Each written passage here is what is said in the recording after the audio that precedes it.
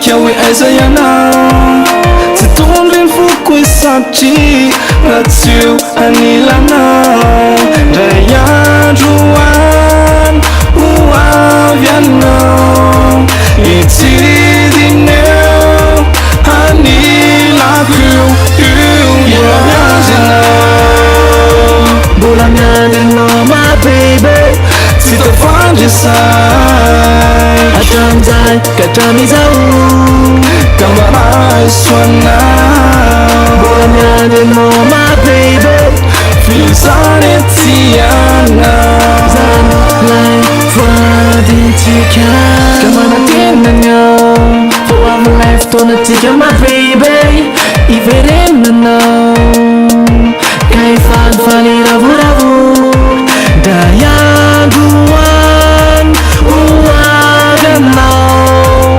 hitondra fity sy eo teny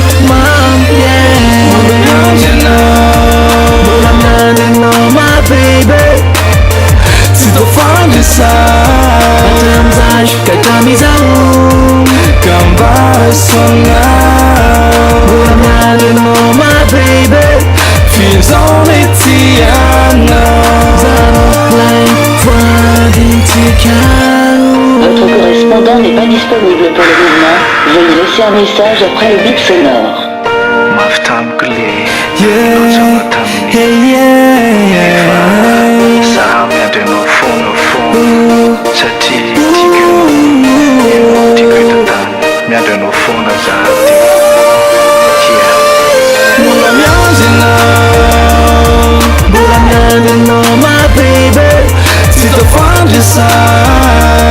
Atramizay katramizao kambaray soanao